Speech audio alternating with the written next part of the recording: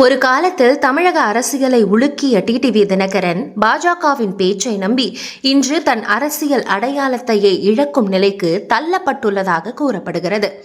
அதிமுகவின் நிபந்தனைக்கு கட்டுப்பட்டு தேர்தலில் போட்டியிடாமல் ஒதுங்கியதும், வென்ற ஒரே ஒரு தொகுதி எம்எல்ஏவும் தாவேகாவிற்கு தாவியதும் அமமுகவை மொத்தமாக நிலைகுலைய செய்துள்ளது. இப்படி அக்கட்சியின் நிர்வாகிகளே புலம்ப ஆரம்பித்துள்ளார்களாம். இனி என்ன நடக்கும்? தமிழக அரசியல் களம் எப்போதுமே எதிர்பாராத திருப்பங்களுக்கும் அதிரடி ட்விஸ்டுகளுக்கும் பஞ்சமில்லாத ஒரு களம். முன்பு டிடிவி தினகரன் சொன்ன வார்த்தைகள்தான் இவை.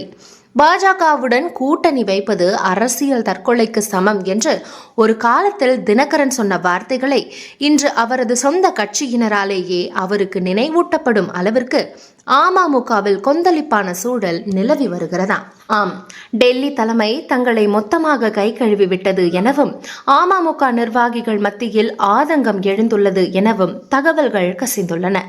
இந்த விவகாரம் பற்றி அரசியல் விமர்சகர்களிடம் பேசும்போது பல விஷயங்களை அவர்கள் புட்டு புட்டு வைத்தார்கள்.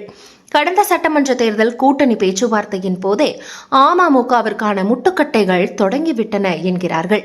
தேசிய ஜனநாயக கூட்டணியில் அமமுக நீடிக்க வேண்டுமானால் டிடிவி தினகரன் தேர்தலில் போட்டியிடக்கூடாது என்கிற மிக கடுமையான நிபந்தனையை அதிமுக பொதுச் செயலாளர் எடப்பாடி பழனிசாமி விதித்ததாக கூறப்படுகிறது. கூட்டணியின் நலன் கருதியும் டெல்லி தலைமையின் சமரச பேச்சை நம்பியும் டிடிவி தினகரனும் அந்த நிபந்தனையை ஏற்றுக்கொண்டு தேர்தல் களத்திலிருந்து ஒதுங்கினார். ஆனால் இந்த விட்டுக் கொடுத்தல் அமமுகவிற்கே பெரும் பின்னடைவாக அமைந்தது. ஒதுக்கப்பட்ட 11 தொகுதிகளில் மன்னார்குடியில் மட்டுமே காமராஜ் மூலமாக அமமுகவுக்கு வெற்றி கிடைத்தது. ஆனால் அந்த ஒரே ஒரு ஆறுதலும் நீடிக்கவில்லை. வெற்றி பெற்ற காமராஜ் தமிழக வெற்றி கழகத்தின் பக்கம் தாவியதால் ஒட்டுமொத்த அமமுகவும் நிலை குலைந்து போனது. கடந்த 2024 லோக்சபா தேர்தலில் பாஜக பேச்சை கேட்டு போட்டியிட்டு தோல்வியை தழுவிய தினகரன் இந்த முறையும் பாஜகவின் வியூகத்தை நம்பியே களம் காணாமல் போனதாகவும் அதன் விளைவோ பூஜ்ஜியமாக நிற்கிறது என்றும் குமுறுகிறார்கள் அமமுக அமைப்பு செயலாளர்கள். இந்த சூழலில்தான் தமிழக வெற்றி கழகம் ஆட்சி அமைக்க குதிரை பேரம் நடப்பதாக முதலில் தினகரன் பகிரங்கமாக குரல் எழுப்பினார். இதற்கான ஆவணங்களை திரட்டி ஆளுநரிடம் சமர்ப்பித்து போலீசிலும் புகார் அளித்தார். இந்த விவகாரத்தை அடுத்த கட்டத்திற்கு எடுத்து சென்று சிபிஐ இயக்குநரை சந்தித்து புகார் அளிக்க டிடிவி தினகரன் திட்டமிட்டு இருந்ததாகவும் தெரிகிறது.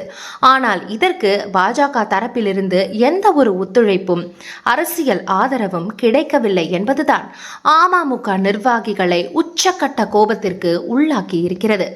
மத்திய அரசும் ஆளுநரும் இந்த புகார்கள் மீது மெத்தனம் காட்டுவது தினகரனை பாஜக கைவிட்டு விட்டதையே காட்டுவதாக அவர்கள் கருதினார்கள். இப்போது அரசியல் ரீதியாக அனைத்து கதவுகளும் அடைக்கப்பட்ட ஒரு இக்கட்டான நிலைக்கு அம்மா மக்கள் முன்னேற்ற கழகம் தள்ளப்பட்டு உள்ளது. டெல்லியின் ஆதரவும் இல்லை, தமிழகத்தில் போதிய பலமும் இல்லை என்கின்ற அதிருப்தியில் அக்கட்சியின் முக்கிய நிர்வாகிகள் மற்றும் தொண்டர்கள் கொத்து கொத்தாக மாற்று முகாம்களை நோக்கி நகர துவங்கியுள்ளனர். ஒரு காலத்தில் அதிமுகவை மிரட்டிய டிடிவி தினகரனின் அரசியல் பயணம் தற்போது பாஜகவின் நிழலில் தஞ்சம் புகுந்து தன்னுடைய அடையாளத்தையே இழக்கும் நிலைக்கு வந்துவிட்டதோ என்கிற கேள்வியும் கவலையும் நடுநிலையான அரசியல் விமர்சகர்கள் மத்தியிலும் எழுந்துள்ளது. இந்த இக்கட்டான சரிவிலிருந்து டிடிவி தினகரன் மீண்டு வருவாரா அல்லது அமமுகவின் அத்தியாயம் இத்துடன் சுருங்குமா? பொறுத்திருந்து பார்க்கலாம். இது போன்ற இன்ட்ரெஸ்டிங்கான வீடியோக்களை தொடர்ந்து பார்க்க ஸ்கிரீன் டிஎன் சேனலை ஃபாலோ பண்ணுங்க.